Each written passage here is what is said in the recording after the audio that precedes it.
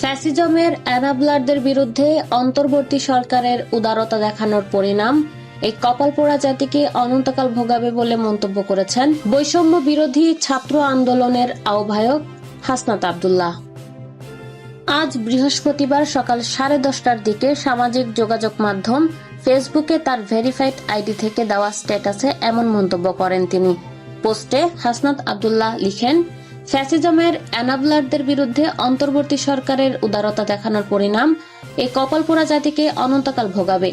হাসনাত আরো লিখেন, হাসিনার ঘি খাওয়া ফ্যাসিস্ট অ্যানাবলাররাই এখন মানবাধিকারের আলাপ নিয়ে ফ্যাসিস্টের পক্ষে সিম্প্যাথি গেইন ক্যাম্পেইন চালাচ্ছে। এই ক্যাম্পেইন না থামাতে পারলে আপনি শেষ। আজকে আমলা, আগামীকাল অন্য কেউ। এদিকে সচিবালয়ে অগ্নিকাণ্ডের ঘটনায় ফেসবুকে পোস্ট দিয়ে হুঁশিয়ারি দিয়েছেন অন্তর্বর্তীকালীন সরকারের যুব ও ক্রীড়া এবং স্থানীয় সরকার পল্লী উন্নয়ন ও সমবায় মন্ত্রণালয়ের উপদেষ্টা আসিফ মাহমুদ সজীব ভুঁইয়া। উপদেষ্টা লিখেছেন, স্থানীয় সরকার পল্লী উন্নয়ন ও সমবায় মন্ত্রণালয়ের বিগত সময়ে হওয়া অর্থ লোপাট, দুর্নীতি নিয়ে আমরা কাজ করছিলাম। কয়েক হাজার কোটি টাকা লোপাটের প্রমাণও পাওয়া গিয়েছিল। আগুনে কি পরিমাণ ক্ষয়ক্ষতি হয়েছে এখনো জানা যায়নি।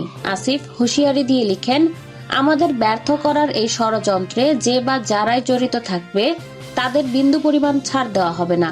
উপদেষ্টা নিজের অবস্থান উল্লেখ করে লিখেছেন, এই মুহূর্তে আছি নীলফামারীতে, যত দ্রুত সম্ভব ঢাকা ব্যাক করছি।